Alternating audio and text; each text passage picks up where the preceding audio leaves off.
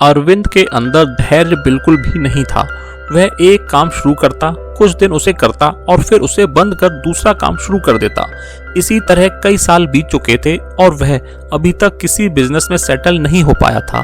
अरविंद की इस आदत से उसके माता पिता बहुत परेशान थे। वे जब भी उससे कोई काम छोड़ने की वजह पूछते तो वह कोई ना कोई कारण बता खुद को सही साबित करने की कोशिश करता। अब अरविंद को सुधरने की कोई उम्मीद नहीं दिख रही थी। तभी पता चला कि शहर से कुछ दूर एक आश्रम में बहुत पहुंचे हुए गुरुजी का आगमन हुआ है। दूर दूर से लोग उनका प्रवचन सुनने आने लगे। एक दिन अरविंद के माता पिता भी उसे लेकर महात्मा जी के पास पहुंचे। उनकी समस्या सुनने के बाद उन्होंने अगले ही दिन सुबह सुबह अरविंद को अपने पास बुलाया। अरविंद को ना चाहते हुए भी भोर में ही गुरुजी के पास जाना पड़ा। गुरुजी ने उसे एक बगीचे में लेकर गए और धीरे धीरे आगे बढ़ते हुए बोले, बेटा तुम्हारा पसंदीदा फल कौन सा है? अरविंद बोला, आम। ठीक है बेटा, जरा वहां रखे बोरे में से कुछ आम की गुठलियां निकालना और उन्हें यहाँ जमीन में गाड़ देना। अरविंद को ये सब बहुत अजीब लग रहा था, लेकिन गुरुजी की बात मानने के अलावा उसके पास कोई चारा भी नहीं था। उसने जल्दी से कुछ गुठलियां उठाई और फावड़े से जमीन खोदकर उसमें गाड़ दी। फिर वे अरविंद को लेकर वापस आश्रम में चले गए। करीब आधे घंटे बाद वे अरविंद से बोले, जरा बाहर जाकर देखना उन गुठलियों में से फल निकलना शुरू हुए कि नहीं। अरे इतनी जल्दी फल कहाँ से निकल आएगा? अभी कुछ ही देर पहले तो हमने गुठलियां जमीन में गाड़ी थी। अच्छा तो रुक जाओ, थोड़ी देर बाद जाकर देख लेना। कुछ देर बाद उन्होंने अरविंद से फिर बाहर जाकर देखने को कहा। अरविंद जानता था कि अभी कुछ भी नहीं हुआ होगा, पर फिर भी गुरुजी के कहने पर वह बगीचे में गया।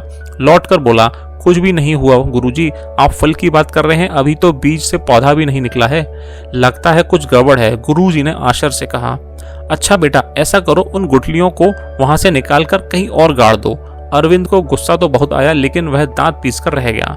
कुछ देर बाद गुरुजी बोले, अरविंद बेटा जरा बाहर जाकर देखो, इस बार जरूर फल निकल आए होंगे। अरविंद इस बार वही जवाब लेकर लौटा और बोला, मुझे पता था इस बार भी कुछ नहीं होगा, कुछ फल वल नहीं निकला। क्या अब मैं अपने घर जा सकता हूँ? नहीं नहीं रुको, चलो हम इस बार गुठलियों को ही बदल देते हैं, क्या पता फल निकल आए। इस बार अरविंद ने अपना धैर्य खो दिया और बोला, मुझे यकीन नहीं होता आपके जैसा नामी गुरु को इतनी छोटी सी बात का पता नहीं है कि बीज लगाने के बाद उससे फल निकलने में समय लगता है। आपको बीज को खाद पानी देना पड़ता है, लंबा इंतजार करना पड़ता है, तब कहीं जाकर फल प्राप्त होता है। गुरुजी मुस्कुराए और बोले, बेटा यही तो मैं तुम्हें समझाना चाहता था।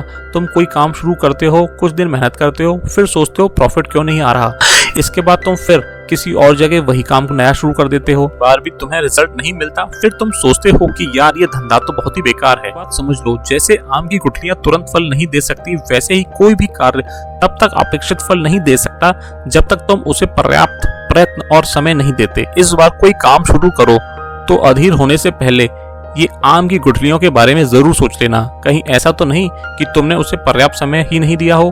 अरविंद अपनी गलती समझ चुका था। उसने मेहनत और धैर्य के बल पर जल्द ही एक नया व्यवसाय खड़ा किया और वह कामयाब आदमी बन गया। धन्यवाद।